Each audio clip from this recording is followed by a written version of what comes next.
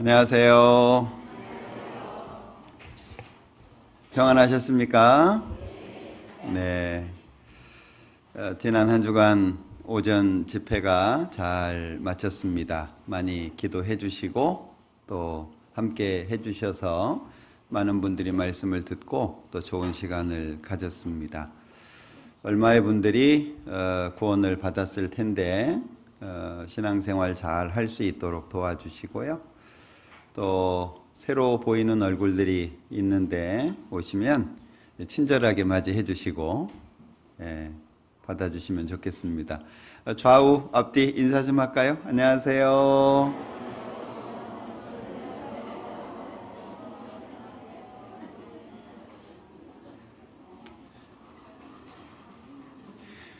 날씨가 추워져서 그런지 다 시커먼 분들만 앉아 계신 것 같아요. 예, 감기 조심하시고 같이 잠깐 기도하겠습니다. 우리를 사랑하시는 자비로우신 주님, 참으로 감사합니다. 우리를 너무나도 사랑하셔서 예수님 이 땅에 오시고 또 십자가에서 우리의 모든 죄를 위해 고난을 받으시며 우리의 죄를 자신의 피로 영원히 용서해 주신 것 참으로 감사합니다. 주께서 베풀어 주신 그 큰 은혜를 인해서 우리의 마음과 우리의 삶이 바뀌어지기를 간절히 소망합니다. 주님이 우리를 사랑해 주셨던 것처럼 우리도 사랑할 수 있도록 도와주시고 또 주님의 말씀 안에서 우리의 발걸음이 좌로나 우로나 치우치지 않기를 원합니다. 교만하지 않으며 항상 주님 앞에 겸손한 마음으로 있기를 원합니다. 주님의 더 깊은 것을 알고 또 우리의 삶이 주님의 은혜로 점점 바뀌어져 가기를 원합니다. 누군가가 우리를 보고 하나님을 볼 수 있도록 도와주시고 어떤 사람이든지 우리의 삶을 통해서 예수님을 만나게 될 수 있도록 도와주시기를 원합니다. 우리는 아직도 연약하고 부족하며 배워야 할 것들이 많습니다. 연약함을 기억하게 하시고 부족함을 깨닫게 하시고 더욱 주님 앞에 겸손한 모습으로 나아갈 수 있도록 축복해 주시기를 원합니다. 우리 서울 강서교회 모든 형제 자매님들 어디에 어떠한 형편에 있든지 주님의 말씀으로 세워주시고 항상 함께 하셔서 정로를 행할 수 있도록 이끌어 주시기를 원합니다. 지금 이 시간에도 해외에서 수고하시는 많은 선교사님들 또한 가족들과 함께하는 동역자 형제자매님들이 있습니다. 일일이 기억하셔서 전 세계에 하나님의 복음이 널리 전해질 수 있도록 도와주시고 주님 오실 때 많은 열매로 주님께 영광을 돌릴 수 있도록 우리를 축복해 주시기를 원합니다. 오늘 이 시간 우리와 더욱 함께 계셔 주시고 우리 각 사람 마음 합당한 대로 은혜로 채워주시기를 원합니다.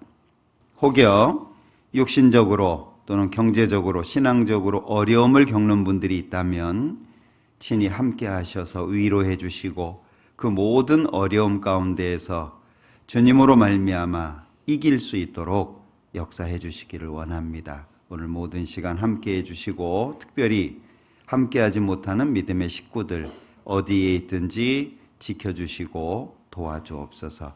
예수님의 이름으로 기도합니다. 아멘. 시편 54장 교독하겠습니다.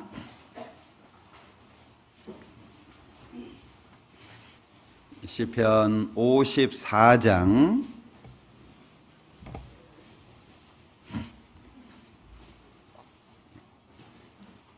1절부터 7절 끝절까지 제가 한 절 읽고 형제자매님들 한 절 읽고 교독하겠습니다. 시편 54장입니다. 하나님이여 주의 이름으로 나를 구원하시고 주의 힘으로 나를 판단하소서.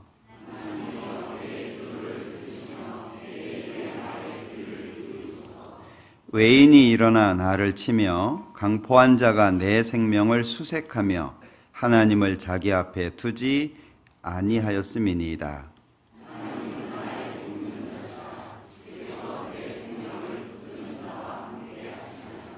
주께서 내 원수에게 악으로 갚으시리니 주의 성실하심으로 저희를 멸하소서.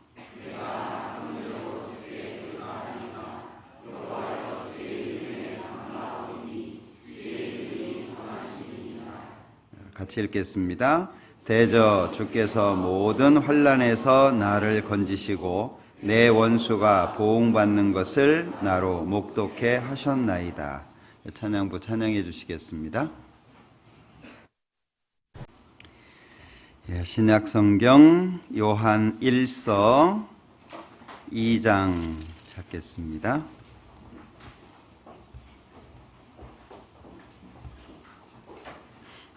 요한 1서 2장 1절부터입니다. 나의 자녀들아, 내가 이것을 너희에게 쓰면 너희로 죄를 범치 않게 하려 함이라. 만일 누가 죄를 범하면 아버지 앞에서 우리에게 대언자가 있으니 곧 의로우신 예수 그리스도시라. 저는 우리 죄를 위한 화목 제물이니 우리만 위할 뿐 아니요 온 세상의 죄를 위하심이라. 우리가 그의 계명을 지키면 이로써 우리가 저를 아는 줄로 알 것이요 저를 아노라 하고 그의 계명을 지키지 아니하는 자는 거짓말하는 자요 진리가 그 속에 있지 아니하되 누구든지 그의 말씀을 지키는 자는 하나님의 사랑이 참으로 그 속에서 온전케 되었나니 이로써 우리가 저 안에 있는 줄을 아노라. 6절은 같이 읽겠습니다. 저 안에 거한다 하는 자는 그의 행하시는 대로 자기도 행할지니라. 오늘은 이 요한일서 2장 1절부터 6절까지의 말씀을 같이 좀 생각을 해보려고 합니다. 우리가 이렇게 잘 아는 대로 성경이라고 하는 것은 하나님의 감동, 그 성령의 감동하심을 입은 사람들이 하나님께 받아서 말했다. 잘 알고 있잖아요. 그런데 이 성경은 알 수도 있고 모를 수도 있고 성경이 무한한 힘을 줄 수도 있고 그렇지 않을 수도 있고 사람을 지극히 겸손하게 만들 수도 있고 지극히 교만하게 만들 수도 있고 이 성경은 마치 예리한 칼과 같아서 어떤 사람이 어떻게 쓰느냐에 따라서 다른 모양을 나타냅니다. 하나님의 말씀은 살았고 운동력이 있어 좌우의 날선 어떤 것보다도 예리하다 이렇게 말씀하잖아요. 잘 쓰면 죽은 사람도 살리고 어려움 가운데 있는 사람들에게 위로와 힘 그리고 용기를 줄 수도 있지만 잘못 사용하면 살려고 하는 사람을 죽일 수도 있고 어떤 경우에는 이 말씀이 자기에게 비수가 되어서 자기를 망칠 수도 있습니다. 이 성경이라고 하는 것이 그냥 하나님의 말씀 이렇게 간단하게 생각할 수 없는 부분이 너무나도 많이 있기 때문에 우리는 늘 겸손한 마음으로 그리고 하나님의 말씀이 나에게 필요하다라고 하는 것을 인지하고 하나님 앞에 무릎 꿇고 나가는 것이 아주 중요할 겁니다. 그렇지 않으면 지식은 교만하게 한다라는 말씀처럼 성경을 조금 배워서 교만해지는 사람들이 많습니다. 마치 자기가 성경을 다 아는 것처럼 그리고 뭔가 지식이 쌓여지고 다른 사람이 갖지 못한 재능을 한 가지 이렇게 가지면 가질수록 그것은 그렇지 못한 사람들을 위해서 쓰라고 주신 건데 과시하는 데 많이 씁니다. 이 성경은 정말 겸손한 마음으로 하나님의 은혜를 얻고자 하는 마음으로 나아가지 않으면 이 말씀은 오히려 자기에게 독이 된다라고 할 수 있어요. 누가복음에 보면 많이 받은 자는 많이 달라고 할 것이다 라는 말씀이 나옵니다. 하나님께서 뭔가 나에게 주셨다면 그것은 나의 유익을 위해서가 아니라는 걸 기억하셔야 돼요. 우리가 뭔가 삶을 살아가는 가운데에서 얻어지는 것들이 있죠. 하나님 편에서 은사로 나에게 어떤 재능을 주시는 것들이 있습니다. 어떤 사람에게는 지적인 은사가 될 수도 있고 어떤 사람은 어떤 몸으로 쓰는 재능의 은사일 수도 있고 어떤 사람은 사람들을 또 잘 모으는 사람이 있어요. 그리고 어떤 사람은 일을 또 잘하는 사람이 있습니다. 어떤 사람은 또 남들이 잘 깨닫지 못하는 것을 깨닫는 지적인 어떤 은사도 있어요. 그 은사를 왜 주셨을까요? 너한테 없지? 나한테 있어. 나는 하나님의 사랑을 더 받은 거야. 그러라고 주신 것은 아닙니다. 은사의 목적은 쓰라고 주신 거예요. 봉사하고 헌신하고. 그럼 우리가 잘 아는 대로 봉사가 뭐죠? 앞에 안 보이는 건가요? 그럼 우리 봉사회는 다 어떻게 하죠? 사람이 뭔가를 가지면 교만해집니다. 그래서 지식은 교만하게 한다라고 말씀하고 있는 거예요. 내가 뭔가를 한 가지를 하나님 앞에 가졌다면 훨씬 더 무릎을 꿇는 시간이 많아야 됩니다. 뭔가 성경의 지식을 많이 갖고 있다면 남들보다 훨씬 더 겸손해야 되고 뭔가 재능을 한 가지 더 가졌다면 그 재능이 하나님 거라고 하는 걸 반드시 인지하셔야 돼요.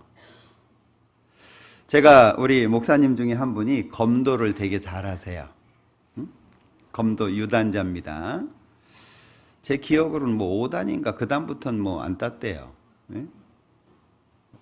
근데 언제 이제 지역교회를 갔는데 검도 1단인 형제님이 이분이 5단이라는 걸 알았어요. 그러니까 막 그 앞에서 말을 해요. 막 검도는 이런 거고 저런 거고 뭐 어쩌고 저쩌고 얘기해요. 이제 물어봐요. 얼마나 하셨어요? 그러니까 이분은 나 잘 못해요. 저 그냥 조금 하다가 말았어요. 예? 표시를 잘 안 내요. 자기가 뭘 이만큼 가지고 있다는 걸 얘기를 잘 안 해요. 근데 일단은 뭐 엎어치고 잡아치고 막 날아가고 막 칼을 던지고 막 대단합니다. 왜 그래요? 덜 된 거예요. 뭔가 자기에게 있는 것으로 인해서 과시하시는 분들은 뭔가 덜 된 거예요. 하나님이 나에게 주신 것은 쓰라고 주신 것이지 헌신하고 봉사하고 밑으로 내려가라고 주신 것이지 위에서 과시하라고 주신 게 아니거든요. 응? 봉사라고 하는 걸 수화로 표현을 하자면 지금은 자원해서 드린다라고 표현을 합니다. 농인들이 쓰는 수화로 하면 자원해서 드린다라고 표현을 하는데 옛날 수화는 좀 과격합니다. 옛날 수화는 일단 목을 잘라서 드리고 배를 갈라서 드리는 게 봉사라는 수화였어요. 그게 너무 과격하다 그래서 이제 자원해서 바친다 이렇게 바꿨는데 저는 원래 의미가 더 맞다고 생각해요. 봉사가 뭐예요? 봉사하려면 내가 없어야 되거든요. 내가 있어가지고 어떻게 봉사가 되겠어요? 그러니까 이 성경을 배우는 목적은 지식을 쌓거나 뭔가 나를 드러내는 목적이 아니라 하나님 앞에 내가 얼만큼 부족하고 얼마나 모자라고 내가 하나님 앞에서 고쳐야 될 것들이 많은 것들을 발견해 가는 거예요. 그러니까 바울 사도가 하나님 앞에 사단의 사자 육체의 가시를 위해서 하나님 앞에 3번이나 기도하잖아요. 하나님이 안 들어주셨거든요. 내 은혜가 네게 족하도다. 이는 내 능력이 약한 데서 온전하여짐이니라. 사람들은 자꾸 강해지려고 그래요. 사람들 앞에서 다른 사람보다 많이 알아야 되고 또 재능이 더 많아야 되고 자기가 앞서야 되고 자꾸 자기가 드러나요. 주님 앞에서는 그게 바람직하지 않아요. 주님이 IQ가 무한대잖아요. 하나님의 지혜는 무궁하다 그랬습니다. 전쟁으로도 싸울 날을 예비하는 것은 우리가 준비할 수 있잖아요. 그런데 싸움을 이기는 것은 하나님께 있잖아요. 우리가 마병을 준비할 수 있습니다. 그런데 승리는 뭐 군사가 많다든지 뭐 말이 많다든지 뭐 이것 때문에 이기는 게 아니잖아요. 이김은 하나님께 있는 거거든요. 그 하나님 앞에 내가 섰을 때 굳이 내 잘난 척할 필요가 뭐가 있겠어요? 내 모습 이대로 주 봐두옵소서. 그게 필요하죠. 형제 자매님들 사이에도 마찬가지예요. 내 모습 이대로. 우리 연약한 사람들이 모여가지고 교회를 이루었고 아직 부족한 사람들이 모여가지고 교회를 이루잖아요. 그 가운데 도토리 키재기를 뭐하러 해요? 응? 같은 편끼리 네 머리가 크니 내 머리가 크니 해봐야 그건 무슨 소용이 있어요, 그죠? 그래서 성경을 배우는 목적은 더 부드러워지고 더 겸손해지고 하나님 앞에 더 무릎을 꿇게 하는 목적이라고 하는 걸 꼭 기억하셔야 돼요.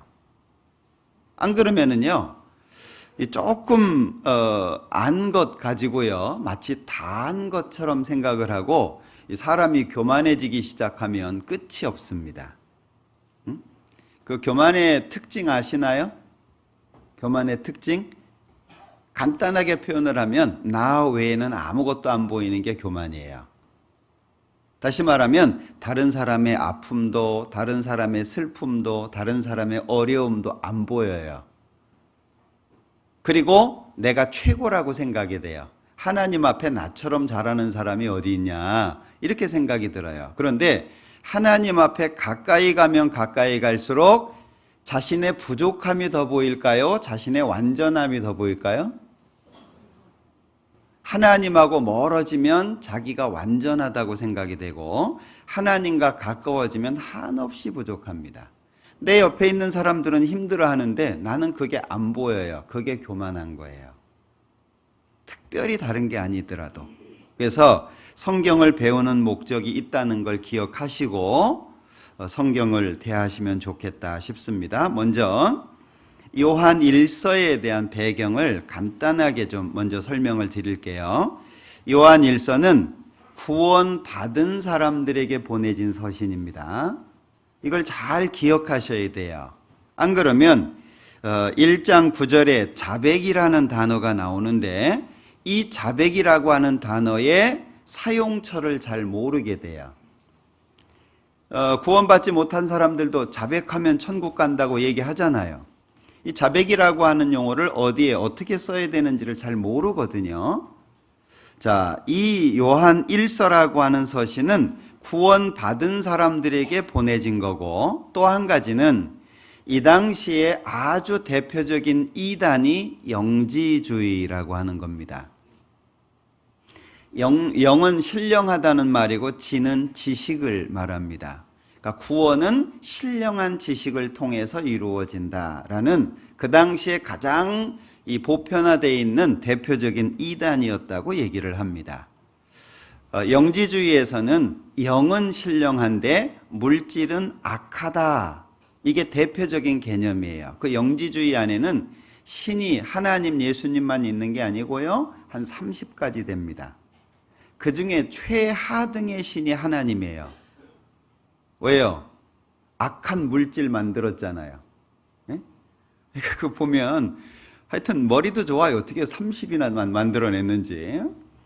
그래가지고 이상한 교리를 만든 겁니다. 그게 교회 안에 들어오려고 하니까 이 요한 1서는 영지주의자들에 대한 경고 그리고 믿음을 어떻게 가져야 되는지를 잘 설명하고 있는 것이 요한 1서입니다. 그러니까 먼저는 구원받은 사람들에게 그리고 영지주의에 대한 교훈으로 기록한 것이 요한 1서입니다. 그렇기 때문에 이 요한 1서에는 사랑하는 자들아 이런 표현이 많이 나오고 나의 자녀들아 이 자녀들아 하는 표현이 많이 나옵니다. 그리고 형제들아 이런 표현이 나와요. 자, 우선 2장 7절에 보면 사랑하는 자들아 이렇게 돼 있죠. 12절에 보면 2장 12절에 보면 자녀들아, 2장 1절에서도 나의 자녀들아 이렇게 돼 있죠. 이런 내용들이 반복해서 나오는데 3장 13절에 보면 형제들아, 18절에 자녀들아, 4장 1절에 사랑하는 자들아 이런 표현이 나오죠. 자, 이것은 구원받은 사람에 대한 표현들이라는 겁니다. 그리고 또 한 가지는 1장 4절에 보면 우리가 이것을 쓰면 우리의 기쁨이 충만케 하려 함이로라. 기록한 목적이 있죠. 요한일서를 기록한 목적은 구원받게 하는 것이 아니고요, 기쁨이 충만하게 하는 목적으로 쓰여진 겁니다. 그리고 2장 1절에 보면 나의 자녀들아, 내가 이것을 너희에게 쓰면, 기록하는 목적이죠. 너희로 죄를 범치 않게 하려 함이라. 죄를 짓지 않는 목적, 죄 짓지 마라. 그래서 요한일서를 썼다는 거죠. 만일 누가 죄를 범하면 아버지 앞에서, 어디 앞에서요? 하나님 앞에서가 아닙니다. 아버지 앞에서, 심판자가 아니에요. 심판자가 아닌 아버지 앞에서 우리에게 대언자가 있으니 곧 의로우신 예수 그리스도시라. 자, 죄를 짓지 않도록 요한일서를 줬지만 혹여 죄를 짓게 된다면 누구 생각하라는 거예요? 대언자 되시는 예수님 생각하라, 그 얘기입니다. 자, 그런가 하면 21절에 보면, 2장 21절입니다. 내가 너희에게 쓴 것은 너희가 진리를 알지 못함을 인함이 아니라 너희가 알물 인함이요. 자, 받는 사람의 상태가 어떻죠? 진리를 모르는 게 아니죠. 진리를 아는 사람들에게 보내줬다는 거예요. 이해되시나요? 그러니까 이 서신이 어떻게 누구에게 전해졌냐, 이걸 아는 것은 그 성경의 내용을 이해하는 데 아주 중요한 부분입니다. 5장 13절도 보죠. 자, 같이 읽겠습니다. 내가 하나님의 아들의 이름을 믿는 너희에게 이것을 쓴 것은 너희로 하여금 너희에게 영생이 있음을 알게 하려 함이라. 자, 여기에서도 반복하고 있죠. 내가 하나님의 아들의 이름을 믿는 너희에게, 구원받은 사람에게 보내진 겁니다. 그러면 1장 9절에 자백이라고 하는 건 누가 하는 겁니까? 하나님의 자녀가 된 사람이 하는 거예요. 그러니까 이 요한 1서는 먼저 구원받은 사람들에게 보내졌다, 이걸 기억하고 성경을 보셔야 됩니다. 이 요한 1서에서 강조되고 있는 단어가 크게 여러 가지가 있지만 두 가지를 오늘 꼽아봤는데, 첫 번째는 알다라고 하는 단어입니다. 안다라고 하는 단어, 그리고 속하다라고 하는, 용서가 아니고 어디에 소속이 되어 있냐 그 얘기예요. 이 속하다라고 하는 단어가 이 요한 1서에서는 강조가 되어 있는데, 자, 여기 2장 3절에도 보면은요, 우리가 그의 계명을 지키면 이로써 우리가 저를 아는 줄로 알 것이요. 4절에 저를 아노라 하고 그의 계명을 지키지 아니하는 자는 거짓말하는 자요. 요한 1서의 알다라고 하는 단어는 대부분이 경험된 지식을 말하는 겁니다. 새로운 지식을 습득하게 됐다, 그걸 말하는 게 아니고, 여기 반복되는 단어 중에 하나가 3절에 우리가 그의 계명을 지키면 뭐라고 돼 있죠? 이로써, 이로써가 뭐예요? 지킴으로써 아는 것이 입증되는 거예요. 그런데 4절에 보면 지키지 않으면 안다라고 하는 것이 거짓말하는 자요, 뭐예요? 진짜 아는 게 아니다, 그 얘기잖아요. 그러니까 이 요한일서에서는 안다라고 하는 단어가 반복돼서 나오고 있는데, 알다 또는 이해하다 또는 보다 또는 경험하다 이런 의미예요. 여기에 사용된 안다라고 하는 의미가 그냥 지식적인 것만 이야기하는 게 아니에요. 이해한다는 말도 포함이 되어 있지만 경험한다는 말도 포함되어 있는 거예요. 그리고 안다라고 하는 말 속에는 본다라는 말도 포함이 되어 있는 겁니다. 그러니까 이 요한일서에서는 이로써 경험함으로 말미암아 알고 있는 지식이 확실케 되는 거죠. 그걸 반복해서 설명하고 있습니다. 2장 11절에도 보면 그의 형제를 미워하는 자는 어두운 가운데 있고 또 어두운 가운데 행하며 갈 곳을 알지 못하나니 이는 어두움이 그의 눈을 멀게 하였음이니라. 그러면 형제를 미워하는 그 사람은 갈 곳을 알지 못하고 방황하는 사람이라는 거죠. 그러니까 우리가 성경이라고 하는 것을 머리로 이해하는 것에서 멈추면 안 되는 겁니다. 성경은 머리로 이해하고 듣고 보고 머리로 이해하고 그 다음에 그것이 삶을 통해서 가슴까지 내려와야 돼요. 삶을 통해서. 근데 어떤 사람들이 교만해지냐면 머리에서 멈춰 있는 사람들이 교만해지는 겁니다. 그러니까 머릿속에는 지식이 많아요. 정말 박학다식. 배고프신 분들은 먹는 걸까 하실지 모르겠는데 엄청 많이 알아요. 별걸 다 알아요. 그런데 이게 가슴으로 안 내려와요. 그게 교만한 상태입니다. 왜냐하면 진짜 뭔가를 아는 사람은 안다고 표현하지 않아요. 제가 여러분들을 이렇게 만나보는데 어떤 분은 제가 그냥 허리가 숙여지는 분이 있고 어떤 분은 일부러 숙여야 되는 분이 있어요. 이해되시나요? 그분 앞에 서면요 그냥 제가 자동으로 숙여져요. 인정이 되는 거죠. 근데 어떤 분은 제가 의도적으로 강제적으로 구부려야 돼요. 마음에는 안 드는데 해야 되니까 하는 거예요. 그거 왜 그럴까요? 그게 사람의 품성, 성품입니다. 익은 벼가 수그리지 익지 않은 벼는 수그리지 않아요. 벼가 익지 않으면요 고개 빳빳하게 듭니다. 그러니까 어떤 분은 막 원어 하나 알아가지고 이게 이런 뜻이라고 이거 아냐고 막 그거 가지고 그냥 성경 다 아는 것처럼 착각을 해요. 원어 쓰는 사람이 예수님 죽였어요. 어떤 분들은 우리가 지금 외국어 시대잖아요. 외국어를 한 가지 할 수 있다는 것은 개인적인 능력입니다. 경쟁력이죠. 근데 그렇다고 해서 성경이 더 깊이 있게 깨달아지는 건 아니에요. 원서 읽으면 더 깨달아져요? 저는 어떤 생각이 드냐면 한국말 잘 아십니까? 우리가 보고 있는 이 성경은 구어체입니다. 보통 1960년대쯤에 찍어서 나온 거예요. 그러니까 그 이전에 번역된 거죠. 구어체입니다. 지금 잘 안 쓰는 거예요. 이해 잘 못하시죠? 그래서 저도 성경 볼 때는 국어사전 갖다 놓고 봐요. 한국말인데. 왜요?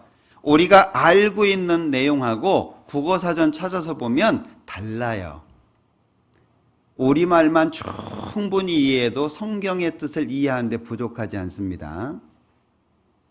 조금 안 거 가지고 안다. 그거는 진짜 아는 게 아니에요. 진짜 안다면 겸손해져야 돼요. 아는 게 표시가 안 나야 돼요.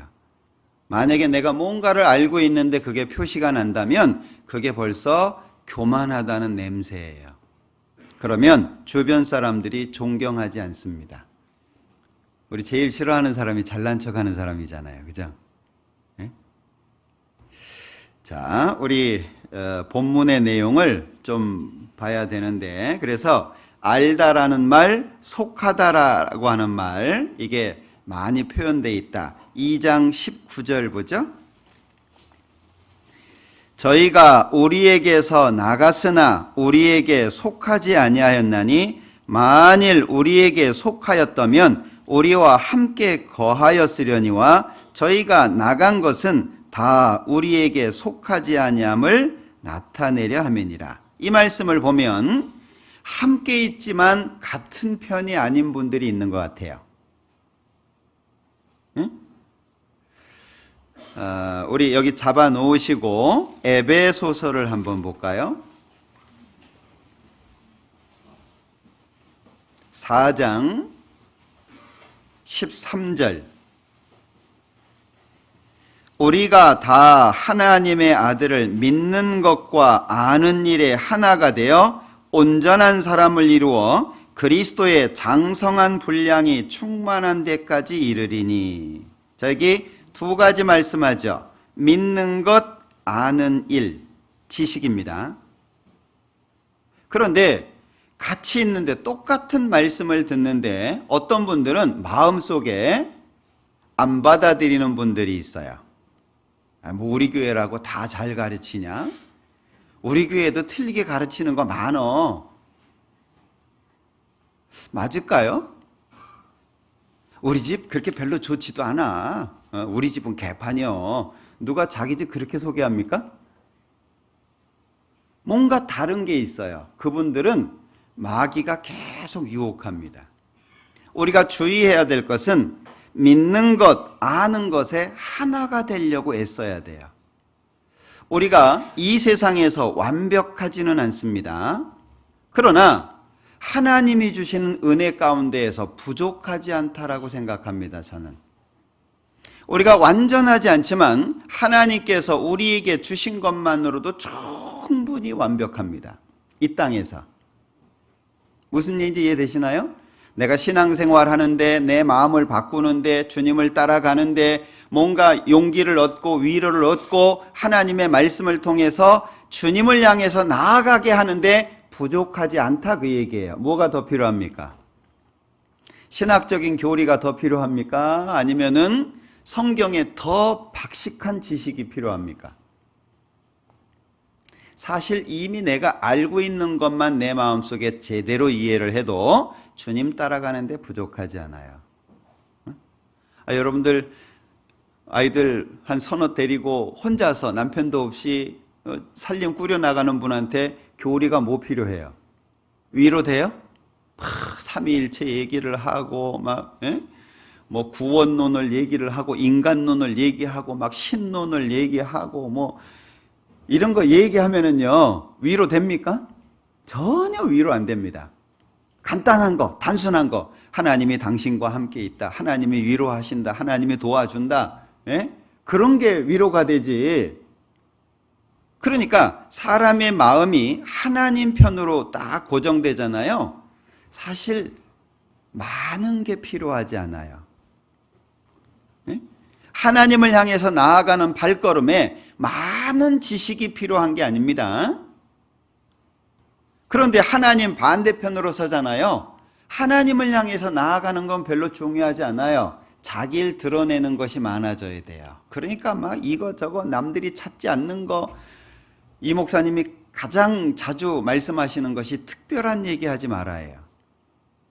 남들이 얘기 안 하는 거, 성경에서 별로 중요하지 않은 거, 막 희한한 거, 막 어디서 그런 걸 찾아냈는지 그런 것만 보여요. 그게 삶을 바꾸는데 무슨 힘을 주던가요? 아무런 힘이 안 됩니다. 하나님을 향해서 나아가는 데는요, 성경을 통해서 우리에게 하나님의 마음이 전달되잖아요. 성령의 능력이 필요한 거예요. 지식이 필요한 게 아니고 성령의 능력이 필요한 거예요. 내 마음의 힘과 용기가 되고 내 자신을 꺾을 수 있는 능력은 성령의 역사로 이루어지지 성경의 지식으로 이루어지지 않습니다. 꼭 기억하셔야 돼요. 그러니까 왜 나가요? 나가는 것은 우리에게 속한 사람이 아니었다라고 하는 걸 드러내는 거다, 그 얘기죠. 그래서 이 요한일서에서는 계속 우리에게 속했다, 속하지 않았다, 이런 표현들이 많이 나옵니다. 자, 본문의 내용을 잠깐 생각을 해볼게요. 2장 1절입니다.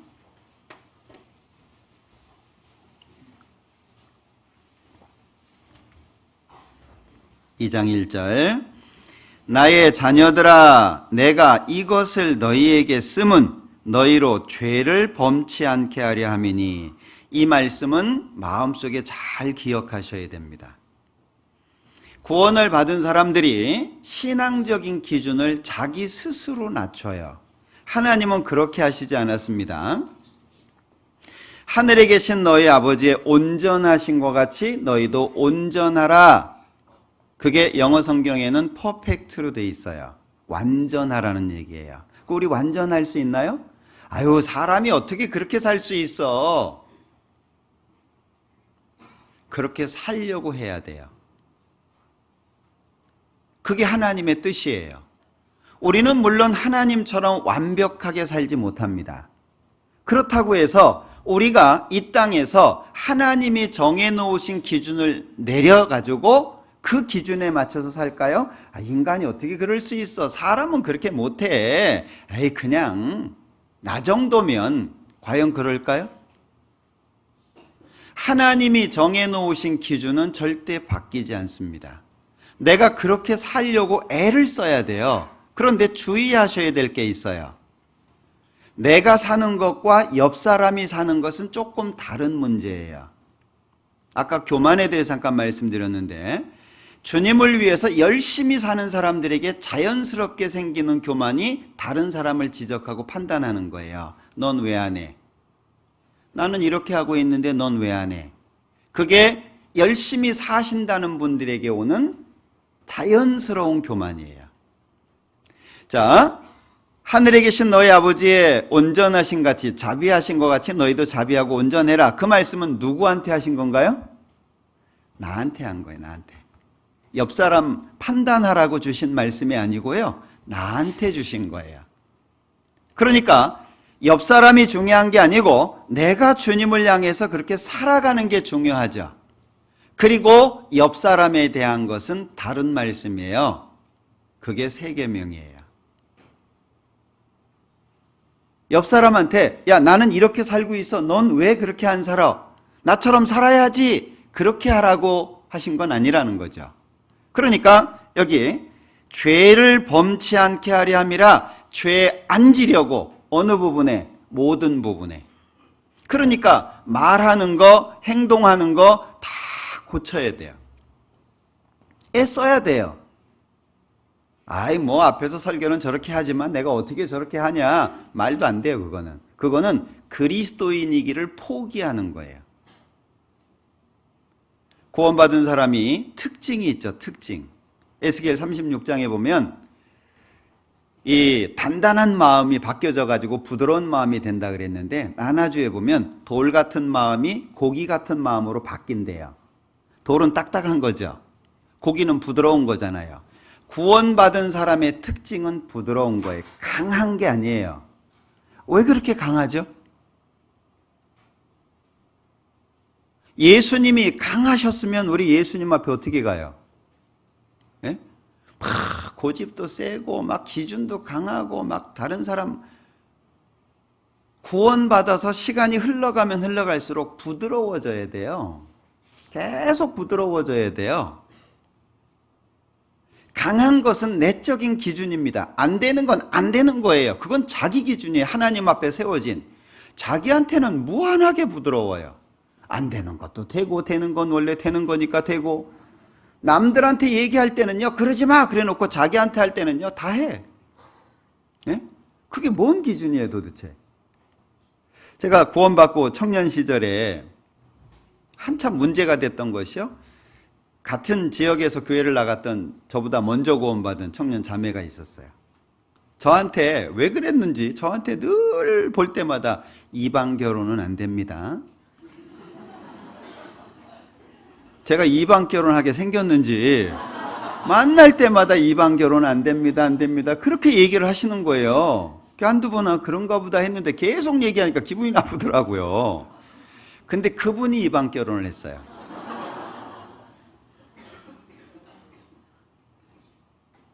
제가 그것 때문에요, 한참 문제가 됐어요. 여러분들, 내가 말하는 걸 뭘로 입증하죠? 내 삶으로 입증하는 거잖아요. 그래서 말을 많이 하지 마라. 선생 많이 되지 말라는 거예요. 말을 많이 하면 그만큼 살아야 되니까 선생 많이 되지 마라 말씀하시잖아요. 내가 말한 것을 내 삶으로 입증하는 건데 말하기는 쉽잖아요. 사는 건요 엉망이거든요. 그게 무슨 믿음이에요? 그게 무슨 신앙이에요? 안 되는 건 안 되는 거예요. 성경에서 안 돼, 그것은요 다시는 들춰보지도 말아야 돼요. 이렇게 하면 좀 안 될까? 편법을 쓰면 안 될까? 살짝 이렇게 하면 안 될까? 안 돼요. 그건 하나님 앞에 세워진 내 기준이에요. 근데 내 옆 사람에게는 한없이 부드러워야 돼요. 죄와 타협하란 얘기가 아니에요. 왜 구원받은 사람들이 시간이 지나가면 지나갈수록 강해지려고 할까요? 부드러워져야 되는데, 더 따뜻해져야 되는데, 어려움이 있으면 찾아와 가지고 문의하고, 뭔가 내 주변의 사람들이 신앙 안에서 살려고 애를 써야 되는데 사람들이 내 옆에서 떠나가요. 응? 이 사람도 가고 저 사람도 가고 내 옆에 안 올라 그래요. 누가 문제예요? 내가 문제예요? 떠나가는 저것들이 문제예요? 우리 어지간히 무릎 꿇지 않으면 겸손해지기 어렵습니다. 하나님이 정해놓으신 기준은 죄 짓지 마라. 그래서 요한복음 5장에서도 38년 병자 고쳐주셨잖아요. 그리고 뭐라고 얘기하셔요? 가서 다시는 죄를 범치 마라. 죄 짓지 마라. 구원받은 사람들이 살짝 죄 짓는 게요, 말 함부로 하고 막 반말도 아니고 존댓말도 아니고 막 무시하고 바람직하지 않습니다. 그건 제가 바람직하지 않다고 얘기 드리는 게 아니고 하나님이 그렇게 생각하신다는 거예요. 이 목사가 아니고요, 하나님께서 그렇게 보신다고요. 신앙생활을 어느덧 했으면 남을 위해서 사는 사람이 돼야 되지, 아직까지도 자기 이익을 위해서 사는 사람이 되면 우리 언제 신앙을 배울까요? 언제쯤 신앙을 배울까요? 내 가족, 나하고 친한 사람. 제가 계속 우리 교회 와가지고 했던 말 기억하십니까? 텃세 심한 교회라고? 기억 못 하시나요? 얼마나 텃세가 센지 새로운 사람이 못 들어가요. 우리끼리. 새로운 사람이 오면 안 받아줘. 왜? 우리끼리 충분히 재미있으니까. 친하니까. 근데 아무리 얘기를 드려도요, 꼼짝도 안 해요.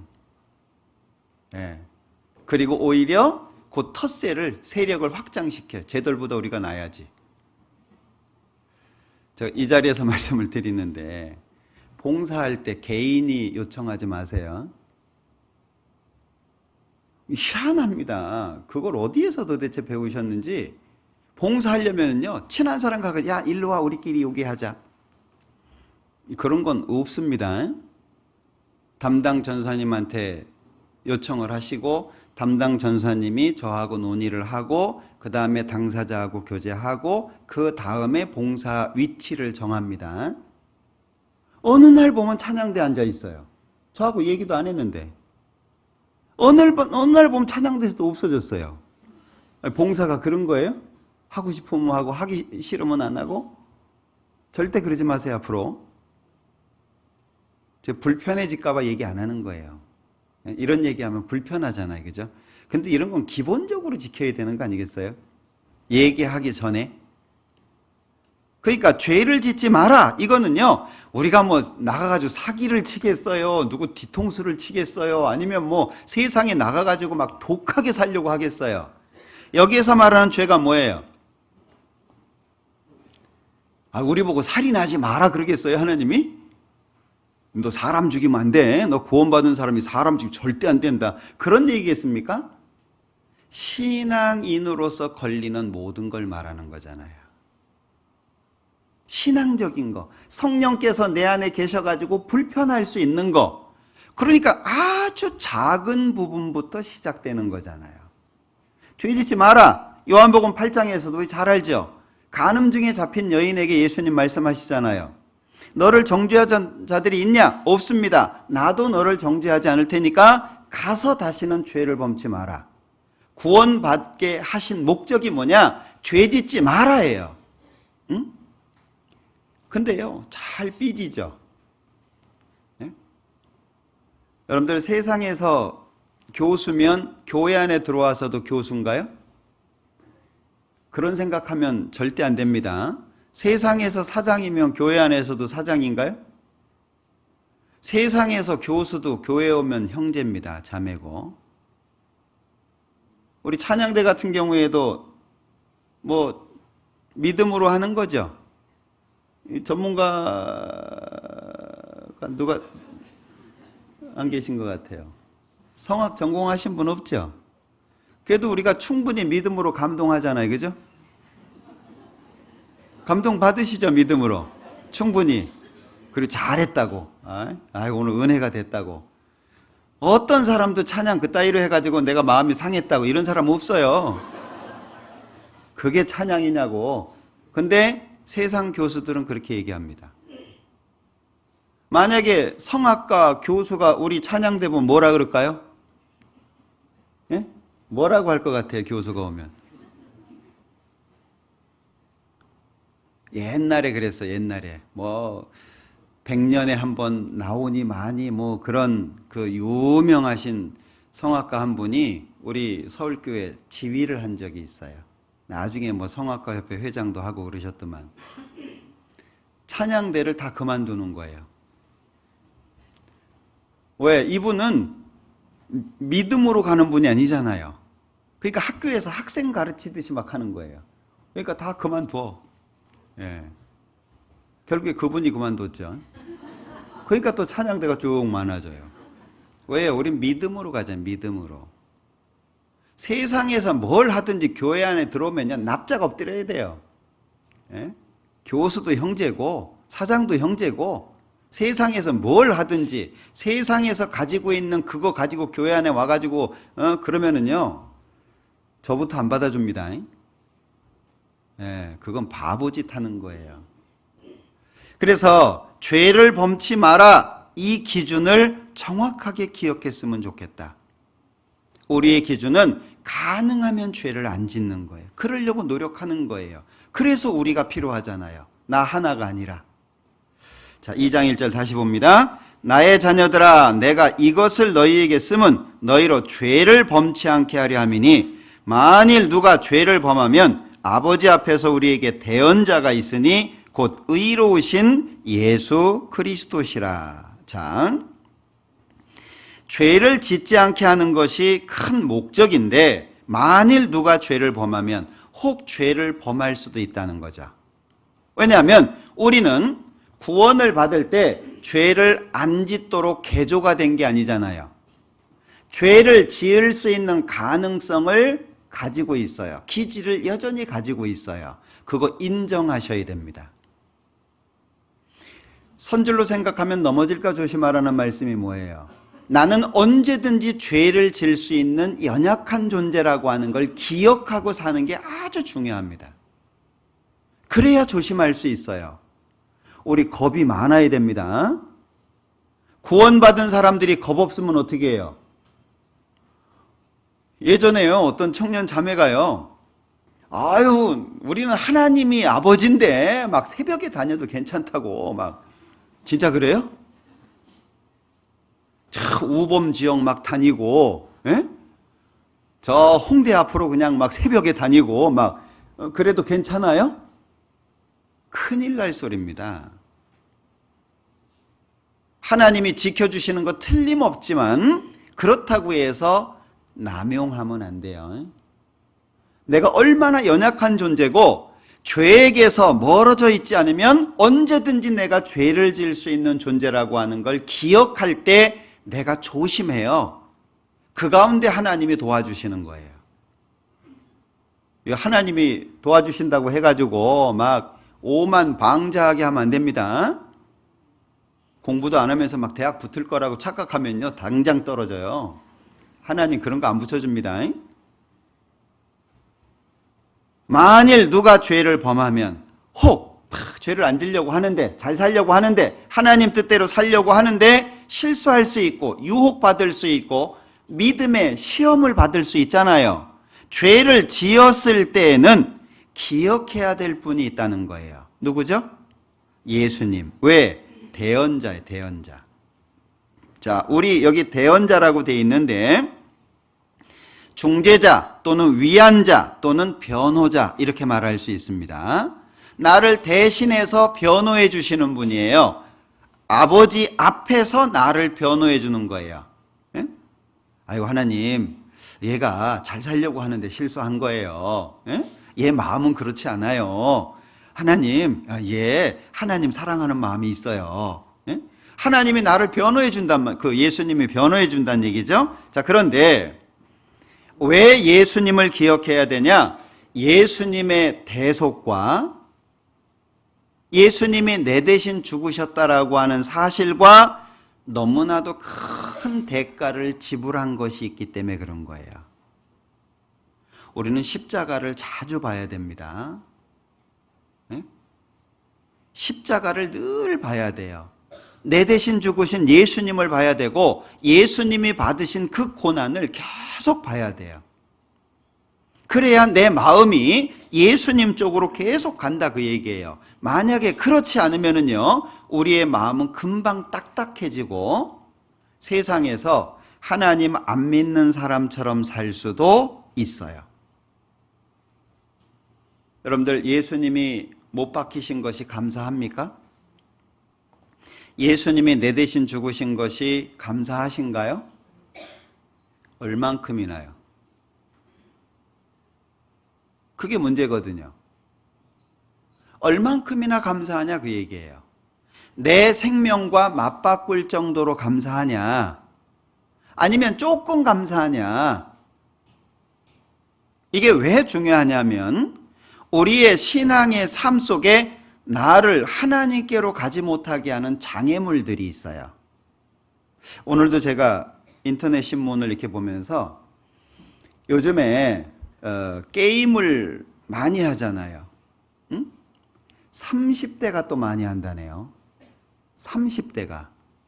왜냐하면 게임을 경험한 세대잖아요. 30대가. 40대는 뭐 별로 재미없을 것 같아요. 저는 게임 갖다 줘도 이해를 못해요. 네? 이게 내용을 이해를 못하니까 재미가 없죠. 네? 그런데 30대는 경험한 세대잖아요.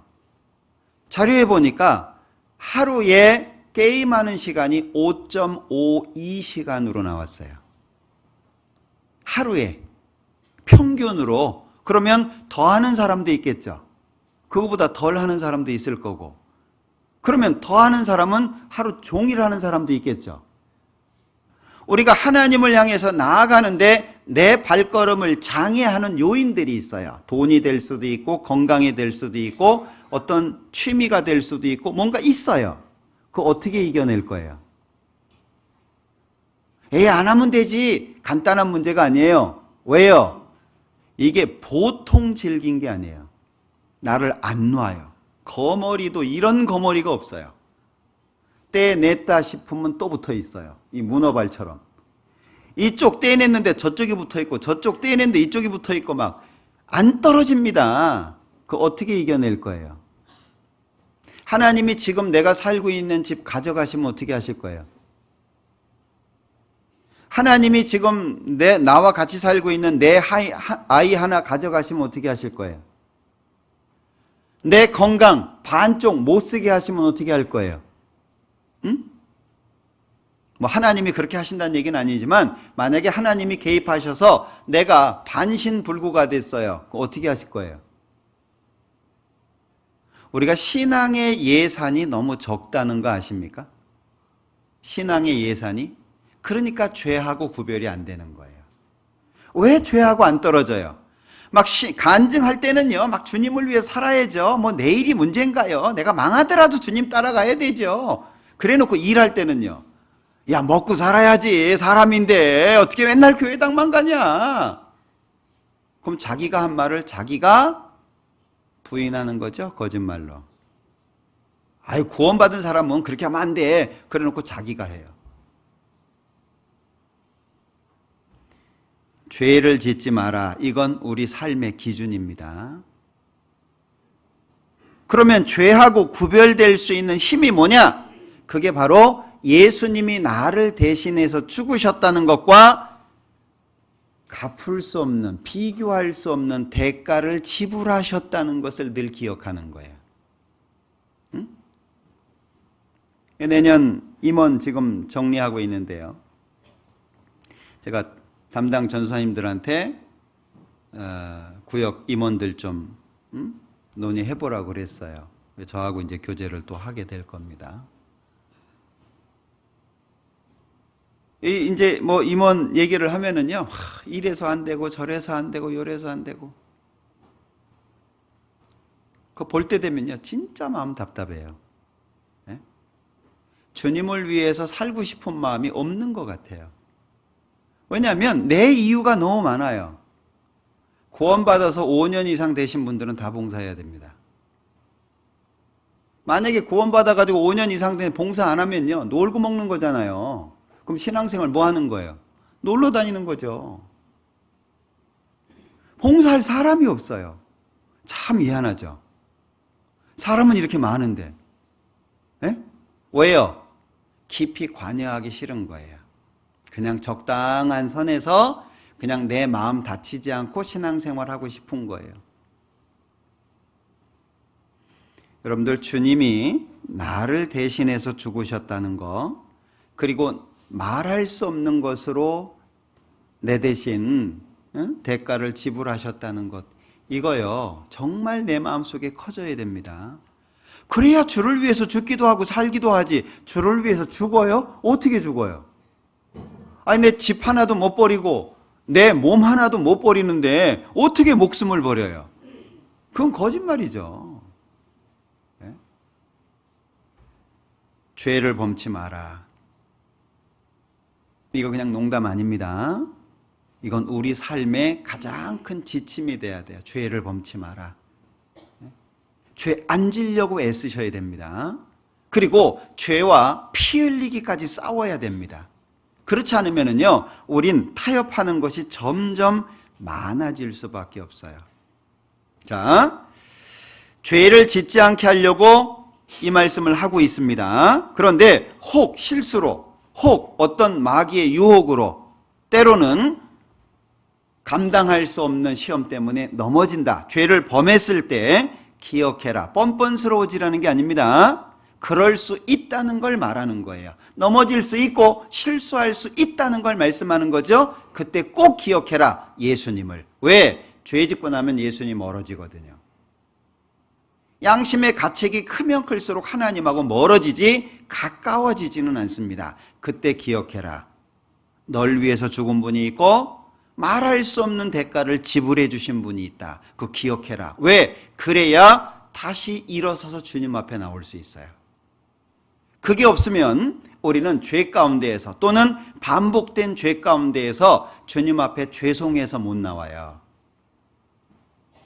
죄송해서 못 나오면 안 됩니다. 죄송하더라도 나와서 바뀐 삶을 살아야 돼요. 자, 2장 2절.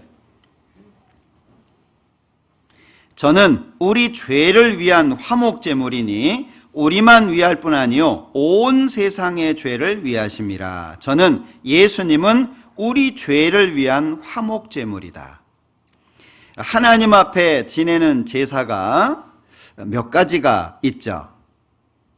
하나님 앞에 드리는 제사가 여러 가지가 있는데 그 중에 화목제가 있어요. 레위기에 보면 번제부터 시작해가지고 소제, 화목제, 속건제, 속죄제 이렇게 5가지의 죄가 있잖아요. 그 제사가 있잖아요.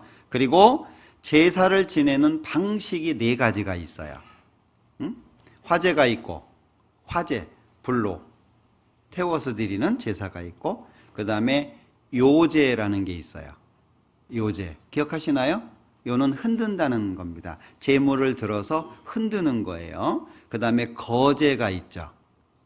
거제도 말고 거제는 든다 이 말이죠. 제물을 들어서 하나님께 바치는 겁니다. 그 다음에 전제, 구약에는 전제, 신약에는 관제라고 돼 있는데 쏟아 붓는 거예요.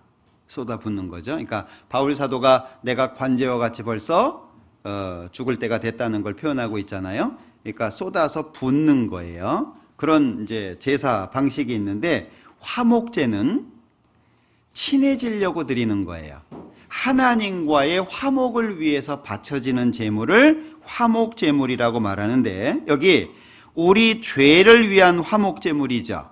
그러면 죄 때문에 하나님하고의 화목이 깨져 있어요. 구원을 받은 사람은 지옥 가지는 않습니다. 구원을 받은 사람은 죄를 짓는다고 해서 지옥 가지는 않아요. 형벌을 받지는 않습니다. 그러나 하나님과의 화목의 문제가 생겨요. 하나님하고. 부모 자식 사이에도 마찬가지죠. 뭔가 문제가 생기면 둘이 싸늘해지잖아요. 부부 사이도 그러죠. 문제가 생기면 아무리 뜨거웠어도요 금방 급냉이 돼가지고요 싸늘하잖아요. 하나님하고 사이가 그렇게 되는 거예요. 그런데 그 하나님과의 관계를 다시 뜨겁게, 좋게, 친밀하게 만드는 화목제물이 예수님이다, 그 얘기예요. 우리 죄를 위한 화목제물이니 우리만 위할 뿐 아니요 온 세상의 죄를 위하심이라. 예수님은 온 세상 모든 죄를 다 용서하신 분이잖아요. 십자가에서 다 용서해 주신 그분을 기억하라는 거예요. 나한테 예수님이 있다는 걸 기억해라. 그래야 하나님과의 관계가 다시 좋게 회복이 된다는 걸 말씀하는 겁니다. 3절, 우리가 그의 계명을 지키면 이로써 우리가 저를 아는 줄로 알 것이요. 여기 죄인에 대한 말씀이 있는데, 계명에 대한 말씀이 있는데요. 계명은 크게 두 가지로 나눌 수 있습니다. 7절에 보면 사랑하는 자들아 내가 새 계명을 너희에게 쓰는 것이 아니라 너희가 처음부터 가진 옛 계명이니 이 옛 계명은 너희의 들은 바 말씀이거니와. 여기 옛 계명, 새 계명 이렇게 구분이 돼 있잖아요. 자, 옛 계명이라고 하는 것은 모세가 하나님께로부터 받은 십계명뿐 아니라 이스라엘 민족에게 주어졌던 모든 계명, 이걸 누가 세봤나요? 세봤나 봐요. 613가지더래요. 구약에 나와 있는 그 계명을 쭉 세보니까 613가지라고. 그런데 호세아서에 보면 율법을 10,000가지로 기록했다라고, 그건 많다라는 표현입니다. 그걸 시내산에서 딱 줄여가지고 10가지로 딱 주신 걸 십계명이라고 얘기를 하죠. 자, 그러면 이 십계명에 대해서 잘 말씀하신 내용이 마태복음 22장인데요.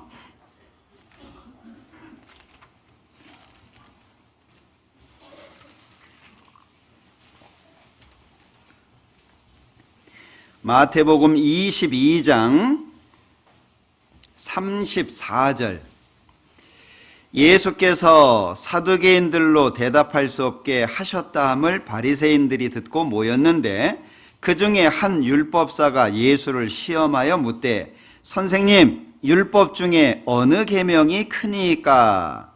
예수께서 가라사대 내 마음을 다하고 목숨을 다하고 뜻을 다하여 주 너희 하나님을 사랑하라 하셨으니 이것이 크고 첫째 되는 계명이요. 이거는 1번부터 4번까지를 모아놓은 거죠. 둘째는 그와 같으니 내 이웃을 내 몸과 같이 사랑하라 하셨으니 이 두 계명이 온 율법과 선지자의 강령이니라. 강령, 기본이 되는 큰 줄거리. 그러니까 율법 그러면 두 가지로 말할 수 있다는 거죠. 첫 번째는 뭐예요? 첫 번째는 37절에 말씀하고 있는 것처럼 마음을, 목숨을, 뜻을 다해서 하나님 사랑해라. 이게 첫 번째 계명이라는 거예요. 1번부터 4번까지를 하나로 모아놓은 거죠. 그 다음에 39절에 둘째는 내 이웃을 내 몸과 같이 사랑하라. 요건 5번부터 10번까지를 하나로 묶어 놓은 거죠. 그러면서 40절에 이 두 계명이, 그러면 율법 전체 613가지를 하나로 딱 묶어 놓으면 10계명이 되고 10계명은 두 가지 설명하고 있다는 거죠. 온 율법이 이 두 가지 설명하는 거다. 첫째, 모든 거 다해서 하나님 사랑하고 내 이웃을 내 몸처럼 사랑하고, 이 두 가지다 그 얘기예요. 율법을 이렇게 정리를 하자면 이 두 계명이 온 율법과 선지자의 강령, 기본이 되는 큰 줄거리다. 그럼 율법 그러면 뭐 기억하면 돼요? 모든 걸 다해서 하나님 사랑하고 내 이웃을 내 몸처럼 사랑하고. 이게 옛 계명입니다. 그러니까 옛 계명은 뭐가 주어지죠? 하라, 하지 마라. 10계명에도 2개는 하라, 2개는 하지, 8개는 하지 마라. 그러니까 10계명도 하라, 하지 마라. 그게 옛 계명이 요구하는 거예요. 가능한가요? 불가능합니다. 신명기 6장에 보면 마음을 다하고 성품을 다하고 힘을 다해서 하나님 사랑하라 그랬는데 우리 그렇게 할 수 있나요? 100% 못합니다. 아무도 못합니다. 그게 옛 계명이 우리한테 요구하는 거예요. 신명기 10장을 한번 보자. 신명기 10장 12절. 이스라엘아, 네 하나님 여호와께서 네게 요구하시는 것이 무엇이냐? 곧 네 하나님 여호와를 경외하여 그 모든 도를 행하고 그를 사랑하며 마음을 다하고 성품을 다하여 네 하나님 여호와를 섬기고. 이게 하나님 뜻이에요. 가능한가요? 그냥 교회 정상적으로 출석하고 11조하고 헌금하고 봉사하고 그 정도 얘기하는 게 아니에요. 자, 이 12절의 말씀을 지킬 수 있는 사람은 이 세상에 하나도 없습니다. 그러니까 구약 성경을 읽어보면 공통된 게 뭐죠? 맨날 죄 짓고 심판받고 죄 짓고 심판받고 반복이죠. 그럼 구약은 뭐예요? 인간의 의로 결코 하나님께 도달하지 못한다.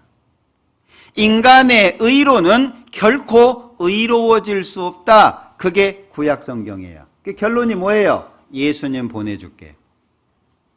내가 못하니까, 우리가 할 수가 없으니까 예수님 보내줄게. 그게 구약 성경입니다. 신약 성경은 뭐죠? 구약의 말씀대로 예수님께서 오셔서 내 대신 완성하신 거예요. 그게 새 계명이에요.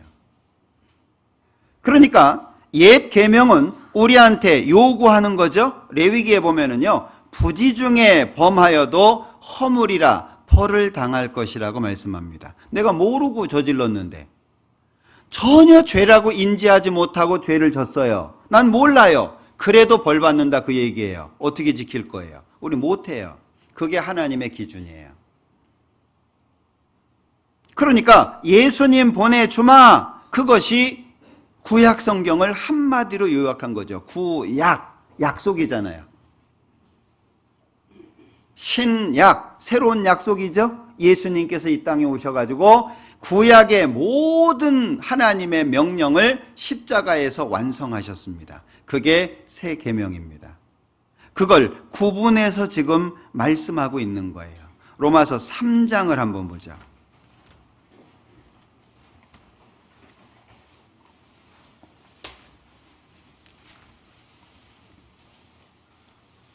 (27절) 그런즉 자랑할 때가 어디뇨? 있을 수가 없느니라. 무슨 법으로냐? 행위로냐? 아니라 오직 믿음의 법으로니라. 그러므로 사람이 의롭다 하심을 얻는 것은 율법의 행위에 있지 않고 믿음으로 되는 줄 우리가 인정하노라. 우리가 하는 건 뭐죠? 믿는 겁니다. 하나님이 하시는 건 뭐죠? 예수님 보내서 십자가에서 구약을 완성하시는 겁니다. 우리는 믿은 거밖에 없잖아요. 갈라디아서 2장 한번 보죠.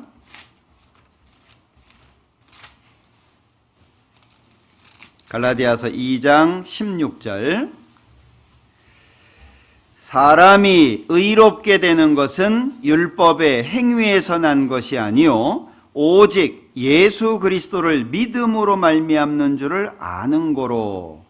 자, 사람이 의롭게 되는 것은 율법의 행위에서 난 것이 아니다. 계속 반복해서 말씀합니다. 그러니까 실제 여기 21절에도 보면은요, 내가 하나님의 은혜를 패하지 아니하노니 만일 의롭게 되는 것이 율법으로 말미암으면 그리스도께서 헛되이 죽으셨느니라. 우리가 율법 지켜서 하나님 앞에 의로워질 것 같으면 예수님이 왜 죽어요? 이 땅에 오실 이유도 없죠. 우리가 못하니까. 갈라디아서 5장입니다.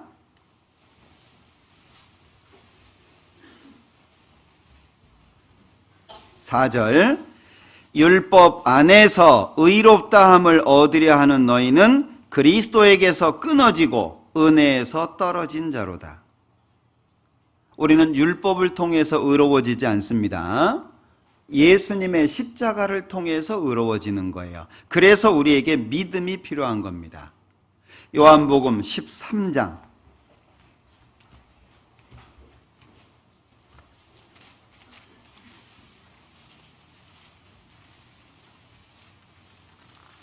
요한복음 13장 34절 35절 같이 읽어보죠. 새 계명을 너희에게 주노니 서로 사랑하라. 내가 너희를 사랑한 것 같이 너희도 서로 사랑하라. 너희가 서로 사랑하면 이로써 모든 사람이 너희가 내 제자인 줄 알리라. 새 계명은 뭐죠? 서로 사랑하라. 1번부터 4번까지 모든 걸 다해서 하나님 사랑해라. 5번부터 10번까지 내 이웃을 내 몸과 같이 사랑하라. 우리 그렇게 못해요. 그게 이루어진 장소가 어디죠? 십자가입니다. 예수님이 세상 모든 사람의 죄를 짊어지고 십자가에서 죽으셨습니다. 그리고 우리에게 주신 새 계명이에요. 내가 너희를 사랑한 것 같이 너희도 서로 사랑하라. 기준이 뭐죠? 죽기까지예요. 그냥 잘 대해주는 게 아니에요. 내 옆에 있는 사람 친절하게 대해주는 정도가 아니에요. 죽기까지예요. 얼마나 고민해 보셨습니까? 이건 계명으로 주어진 겁니다. 십자가에서 구원을 완성하신 그 예수님께서 명령으로 주신 것이지 우리의 선택으로 주신 것이 아니에요. 좀 친밀한 게 아닙니다. 좀 다 잘 대해주는 게 아니에요. 대신 죽는 것이 최고의 목적입니다. 그게 예수님이 말씀하신 거예요. 자, 그런데 내가 너희를 사랑한 것 같이 이 말씀을 얼마나 고민해 보십니까? 이걸 충분히 고민한다면 우리 가운데는 문제 없습니다. 예수님께서 베드로의 질문에 대해서 7번뿐 아니라 7번씩 70번 가능해집니다. 하루에 죄를 7번 짓고 하루에 7번 와서 용서해 주라. 용서 가능합니다. 근데 왜 용서가 안 됩니까? 용서가 안 되는 이유가 뭐예요? 왜 내 마음속에서 지난 일이 용서가 안 될까요? 하나님 자리에 앉아 있는 거예요. 내가 뭘 하고? 나 같은 게 뭘 하고? 열방을 통해 물 한 방울로 보시는 하나님 앞에 나 같은 게 뭘 하고요? 하나님은 온 나라, 그 나라도 통해 물 한 방울처럼 보시는 분인데 그 하나님 앞에서 내가 뭘 하고? 도대체 내가 얼마나 잘났고 얼마나 뛰어나고 얼마나 대단하길래 지나간 일에 대한 용서가 안 되냐 그 얘기예요. 그건요 진짜 문고로 잠그고요. 금식하면서 회개하셔야 돼요. 진짜 눈물 흘리면서. 왜 안 되냐고. 내가 너희를 사랑한 것 같이 말이 아니잖아요. 사랑합니다. 말이 중요합니까? 말은 사랑하는데 마음은요? 정말? 진짜로? 친한 사람하고 친한 건 사랑 아닙니다. 나하고 친한 사람하고 웃는 게 사랑입니까? 친한데? 안 친한 사람하고 사랑해야죠. 새로운 사람도 좀 맞이하고, 제가 늘 말씀드리잖아요. 맨날 앉는 분 옆에 앉히지 말고 새로운 분하고 좀 앉아보라고. 누가 새로 왔는지 오거나 말거나 예. 새로 오면 적응하기 힘들어요. 아무리 신앙생활 잘하신 분도요, 다른 교회 가봐요. 우리 같은 교회지만 모르는 분 사이에 앉아 있어 봐요. 근데 옆에 있는 분이 손도 잡아주고 잘 왔다 그러고 우리 교회 따뜻하다 그러고 겁나게 좋을 거라 그러고 막 또 보자 그러고 막 그러면요, 마음이 부근해지잖아요. 얼마나 좋아요. 옆 사람 상관없어요. 그냥 친한 사람만 친한 거예요. 그게 뭔 사랑이에요? 그거는요, 세상의 죄인들도 그렇게 해요. 악한 사람들도 그렇게 합니다. 의리, 그냥 의리. 네? 세상 사람들 의리 그러잖아요. 그게 의리예요? 우리는 그런 거 아니에요. 예수님께서 십자가에서 대신 죽어주시면서 이루신 거 있잖아요. 그게 우리 안에 있는 겁니다. 수고하고 무거운 짐진 자들아 다 내게로 오라. 내가 너희를 쉬게 하리라.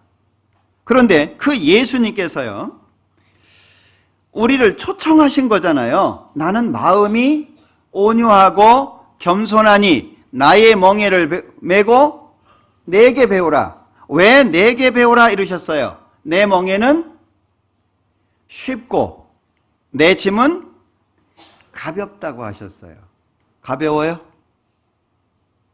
여러분들 쉽고 가벼워요? 어렵고 무거워요? 예? 어렵고 무겁다면 왜 어렵고 무거워요? 예수님 뜻하고 다른 거예요. 예수님 뜻하고 다른 거예요. 그러니까 어려운 거예요. 그러니까 무거운 거예요. 분명히 예수님께서는 쉽다 그러셨어요. 가볍다고 하셨어요. 근데 왜 어렵고 왜 무거워요? 주님 마음하고 내 마음하고 다른 거죠. 그러니까 어려운 거예요. 마치 우리끼리 약간의 친밀함을 가진 걸 사랑이라고 착각하지 마세요. 사랑합니다 라고 얘기한다고 사랑하는 거라고 착각하지 마세요. 진짜 사랑은 대신 죽는 겁니다. 상대의 유익을 위해서 내 유익을 포기하는 거예요. 상대방을 위해서 내가 밑으로 내려가는 거예요. 저 사람을 위해서 내가 발판이 되는 거예요. 발등상이 되는 거예요. 그게 사랑이잖아요. 그게 예수님이 말씀하신 새 계명입니다. 그러니까 사랑의 특징이라고 하는 것은 다를 수밖에 없죠. 세상 사람들이 보는 거하고 다를 수밖에 없어요. 자, 로마서 13장을 한번 보죠.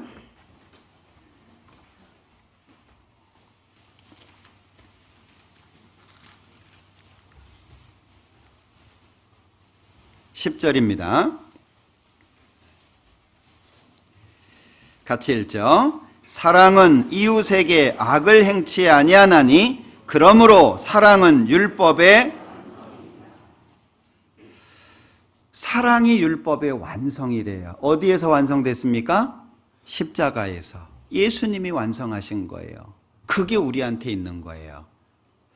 자, 베드로 전서 1장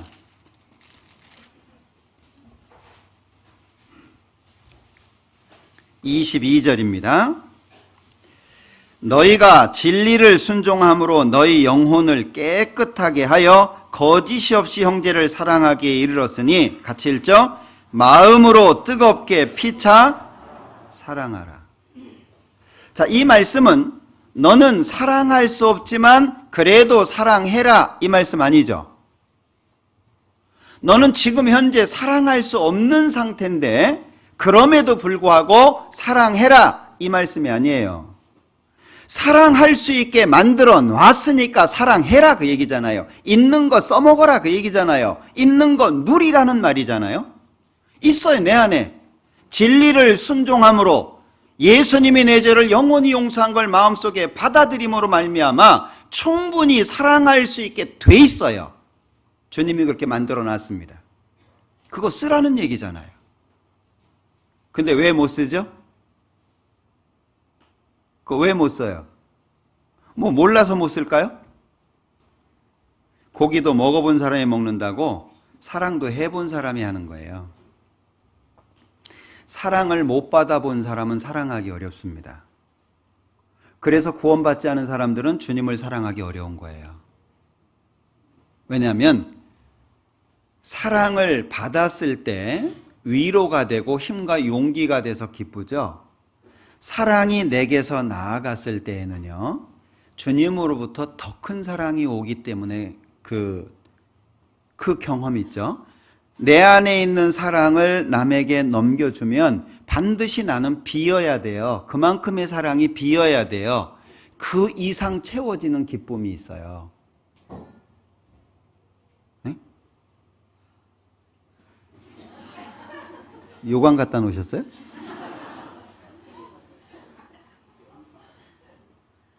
그러니까 내 안에서 사랑이 나가면 사랑은 내게 아니잖아요. 사랑은 내 안에서 샘솟듯 올라오는 게 아닙니다. 사랑은 하나님 거예요. 그러면 이만큼의 사랑이 나갔으면 그만큼이 비어야 돼요. 부족해야 돼요. 그런데 내 안에 있는 사랑이 이만큼 나가잖아요. 배 이상 채워질 때에 그 행복감이 있어요. 기쁨과 즐거움이 있어요. 뭐 하고도 바꿀 수 없는. 그게 부모님이잖아요. 네? 자식이 먹는 것만 봐도 기쁘고, 아니, 자식이 먹으면 애가 먹으면 애가 배부르지 어떻게 부모가 배가 부르냐고요. 근데 실제 그러죠. 부모님도 경험 다 해보셨죠. 애 잘 먹으면은요 그것처럼 행복한 게 없어요. 예. 그게 부모 마음이잖아요. 하나님으로부터 그게 온다니까요. 그런데 그걸 해보지 못한 사람은 이게 안 나가요. 아까울 수도 있고, 방법을 모를 수도 있고, 경험을 못했기 때문에 두려울 수도 있고, 이게 안 나가요. 이게 안 나가. 항상 그 안에, 자기가 세워놓은 그 틀 안에 못 나가요. 밖이 무서워서 못 나가요. 응? 밖에 나가면 얼마나 많은 것들이 있는데 못 나가요. 신앙생활도 마찬가지죠. 경험한 사람이 더하게 돼 있습니다. 경험하지 못한 사람은 못해요. 아, 난 안 돼. 난 못해. 난 이렇게 연약하고 난 부족하고 난 안 돼.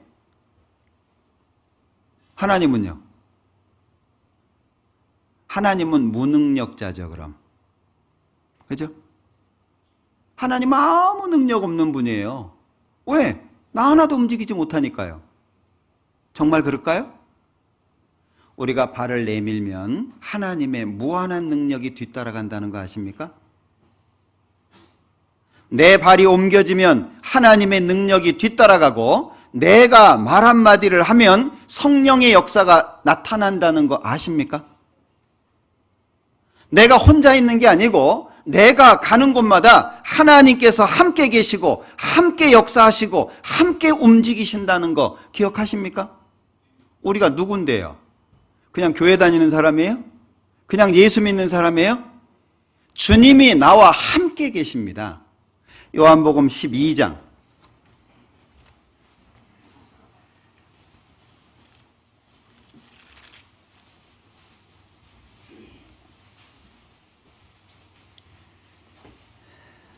요한복음 12장 26절. 사람이 나를 섬기려면 나를 따르라. 나 있는 곳에 나를 섬기는 자도 거기 있으리니 사람이 나를 섬기면 내 아버지께서 저를 귀히 여기시리라. 우리가 주님을 섬기면 하나님께서 나를 귀하게 여기신다는 거예요. 그 하나님이 나를 귀하게 대우해 주세요. 귀빈이에요. 네? 모르는 사람이 아니에요. 친분이 별로 없는 사람이 아니에요. 귀하게 여겨주신대요. 그분이 내가 어디를 가든지 나 그냥 놔두겠습니까? 요한복음 5장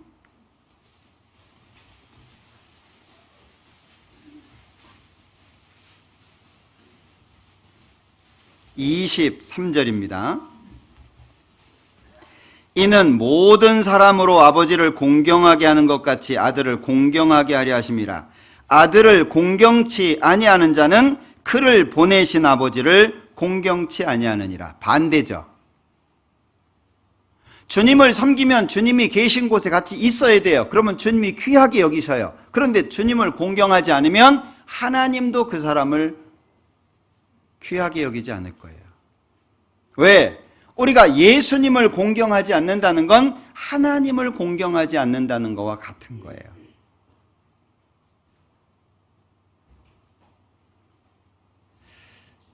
사랑의 특징은 율법의 완성입니다. 용광로에 들어가면 어떤 쇠든지 다 녹습니다. 근데 왜 내 마음은 안 녹을까요? 주님은 어떤 죄인도 다 받으십니다. 여러분들 토마스 캠피스라고 하는 사람이 쓴 그리스도를 본받아라는 책이 있는데 제가 몇 번 추천해 드렸죠. 읽어보신 분들도 있을 텐데 한번 읽어보세요. 존 뉴턴이라고 하는 사람이 찬송가 405장을 작시를 했습니다. 이 사람은 아버지는 뱃사람, 어머니는 기독교인인데 불신자와 믿는 사람 사이에서 성장한 사람입니다. 결국에 아버지를 따라서 뱃사람이 되게 됐고 나중에 선장까지 됐습니다. 노예선을 끌고 다니는 선장까지. 이 사람이 기회가 돼서 읽은 책이 그리스도를 본받아라는 책입니다. 그리고 그 마음이 바뀌게 되죠. 나중에 목사가 됩니다. 그가 쓴 시가 405장이에요. 나 같은 죄인 살리신. 못 바꾸는 사람이 있을까요? 하나님이 못 바꾸는 사람이 있을까요?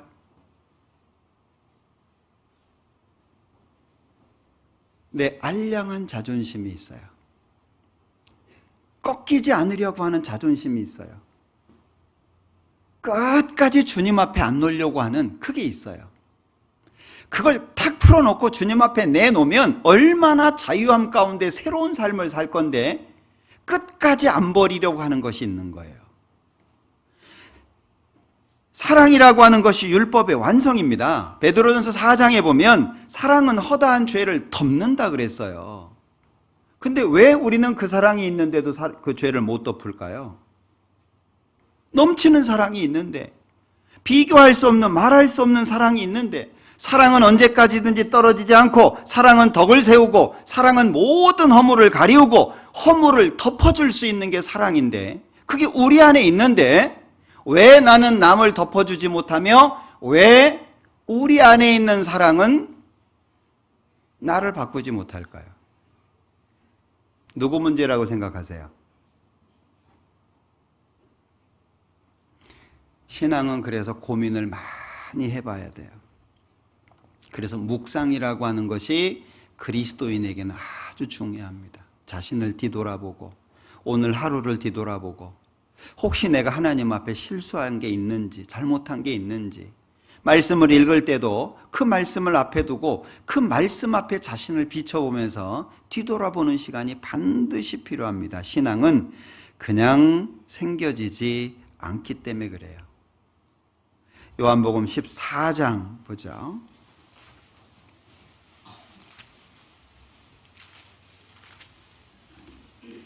15절 너희가 나를 사랑하면 나의 계명을 지키리라. 너희가 나를 사랑하면 나의 계명을 지키리라. 23절 예수께서 대답하여 가라사대 사람이 나를 사랑하면 내 말을 지키리니. 계명을 지킨다 또는 예수님 말씀을 지킨다 같은 겁니다. 사람이 내 말을 지킨다면 나를 사랑한다는 말이다. 내 말을 지키지 않으면 나를 사랑하지 않는다는 말이다. 그 뜻이잖아요. 그러면 23절 중간에 내 아버지께서 저를 사랑하실 것이요 우리가 저에게 와서 거처를 저와 함께 하리라. 함께 하시겠다고.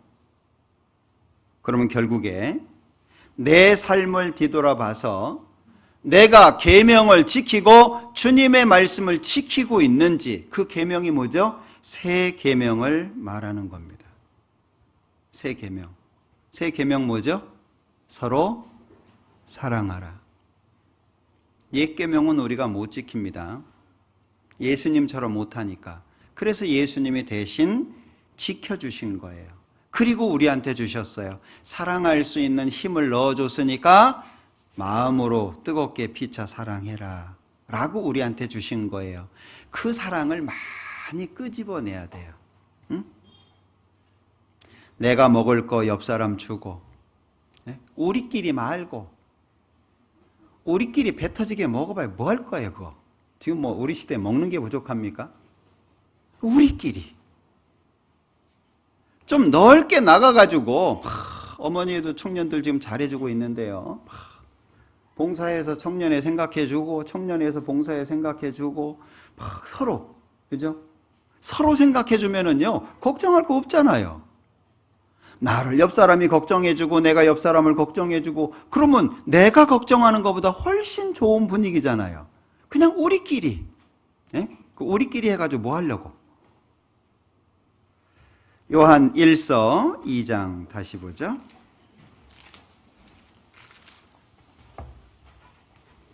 3절입니다.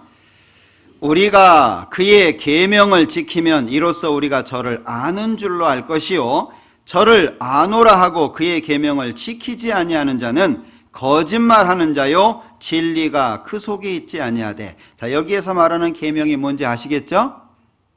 새 계명을 말하는 겁니다. 그러니까 우리가 그의 계명을 지키면, 우리가 서로 사랑하면 그 얘기잖아요. 우리가 서로 사랑하면 이로써 우리가 저를, 예수님을 안다 하는 것이 참말이다 그 얘기예요. 그런데 저를 아노라 하고 그의 계명, 서로 사랑하지 아니하면 거짓말하는 자고 진리가 그 속에 있지 않다 그 얘기예요. 엄청난 말씀이죠. 이거 심각한 말씀입니다. 사랑하면 예수님을 안다라고 하는 게 맞는 말이지만 사랑하지 않으면 거짓말하는 자다 주님이 말씀하는 겁니다. 그럼 우리 마음속에 미움 털어내요, 안 털어내야 돼요? 예? 해 넘어가기 전에 다 털어내세요. 응? 갖고 계시다가 주님한테 야단 맞지 말고, 그거 별거 아니에요. 예? 미리 손 좀 내봐요. 미리 손 내면 손이 불어터요? 예? 내가 먼저 상대방한테 손 내밀면은 인격적으로 상처받아요? 내가 상대방 밑으로 내려가면 내가 못난 거예요? 먼저 내봐요, 먼저. 상대방도 낼 거 아니에요. 안 내면 뭐 다음에 한번 또 내고, 낼 때까지 내고. 제가 앞에서 이렇게 인사하는데 보면은요, 어떤 분들은요, 허리도 안 숙여요. 인사할 때. 빳빳해가지고. 그래가지고, 주님의 사랑 못 배웁니다. 어떤 분은 또 너무 숙여가지고 민망해요, 막. 어떤 분은. 예? 그 지나치게는 하지 마세요. 예. 적당한 것은 허리가 45도? 그 정도인가요? 예. 그 정도 전후. 이렇게만 수그려져도 충분히 표시가 되잖아요. 어떤 분은 그냥 폴더처럼 막 접으려고 그래가지고 너무 부담스러운 분도 있는데, 내가 먼저 내면 얼마나 좋아요, 그죠? 내 마음도 좋고, 아니, 상대방이 안 맞는 거야. 그 사람하고 하나님 사이고, 내가 먼저 좀 웃고, 그죠? 좋은 말로 반갑다고, 좋은 날이라고, 막 좋은 아침이라고, 얼마나 좋아요. 예? 우리가 굿모닝은 몰라도 좋은 아침은 알잖아요. 그럼 얼마나 좋아요. 예? 분위기도 밝아지고. 그러니까 이게 사랑하는 것이 사랑하고 안 하는 것으로 끝나는 게 아니죠. 예수님을 알고 모르고의 문제라는 거예요. 5절, 누구든지 그의 말씀을 지키는 자는 하나님의 사랑이 참으로 그 속에서 온전케 되었나니 이로써 우리가 저 안에 있는 줄을 아노라. 안다, 합격이다 그 얘기예요. 예? 내가 알고 있는 것과 실제 실행되는 것이 합쳐져서 참이다, 인정된다 그 얘기예요. 그런데 만약에 그렇게 안 되면 거짓말하는 겁니다. 그래서 6절에 같이 읽어보죠. 저 안에 거한다 하는 자는 그의 행하시는 대로 자기도 행할지니라. 그의 행하시는 대로 예수님이 우리의 삶의 모델입니다. 예수님이 어떻게 하셨는지, 예수님은 어떤 마음이셨는지 우리가 성경에서 그 예수님의 마음을 찾아야 되잖아요. 언제까지 이기적이고 욕심 막 자기 혼자 그냥 막 우리 그러지 맙시다. 주님 오실 때도 다 됐다는데 주님 앞에 좀 예수님을 배우다가 천국에 가야 될 거 아니에요. 예수님을 배우다가. 실제 우리는 신앙의 삶을 살다가 주님을 만나야지 신앙의 수박 겉핥기 하다가 주님을 만나면 안 됩니다. 구원받은 지 얼마 됐다 그건 중요하지 않아요. 책임을 지셔야 돼요. 구원받은 지 10년 됐으면 10년 된 사람으로서의 책임 지셔야 되고요. 구원받은 지 20년 됐다면 20년 된 사람으로서의 책임을 지셔야 돼요. 말 쉽게 하고 농담 좋아하고 허튼 말 하고 막 그러면 별로 신앙적으로 도움되지 않습니다. 우리가 이 요한일서 2장 1절부터 6절까지 오늘 그래서 주제를 자기도 행할지니라. 자기도 행할지니라. 행하라고 주신 것이지 기억하라고 주신 거 아닙니다. 그래서 이 예수님께서 우리에게 원하시는 게 뭔지, 그리고 우리가 남은 생애를 어떻게 살아야 되는지 좀 고민을 많이 하셨으면 좋겠습니다. 서로 사랑하라. 저는 뭐 집회한다든지 이러면은요, 인사말을 요즘에 자꾸 주더라고요. 전 그 별로 마음에 안 들어요. 제 마음입니다. 그냥 오늘 말씀 잘 들읍시다. 인사하세요. 뭐 저는 인위적인 것 같아서 사랑합니다라고 하는 말도 그 사랑이 몸으로 이렇게 나오면 좋은데 뭐 입으로도 뭐 좋겠죠. 뭐 사랑합니다 그러면 몸으로 나와야지 몸으로. 우리 옆에 있는 분이 얼마나 소중한지 기억하시고 사랑하는 대상, 사랑해야 되는 대상, 사랑을 베풀어야 되는 대상이라고 하는 거 기억하시고 사셨으면 좋겠습니다. 기도하죠. 우리를 사랑하시는 자비로우신 주님 감사합니다. 우리에게 성경 주시고 날마다 묵상할 수 있도록 하나님의 뜻을 점점 알아갈 수 있도록 도와주시는 거 감사합니다. 우리의 마음과 우리의 삶을 주관해 주시고 주님의 뜻 안에서 벗어나지 않도록 도와주시기를 원합니다. 우리 남은 생애가 하나님 앞에 영광이 되고 하나님을 찬양하는 삶이 되며 우리의 모든 삶이 하나님께 기억되는 삶이 될 수 있도록 축복해 주옵소서. 예수님의 이름으로 기도합니다. 아멘.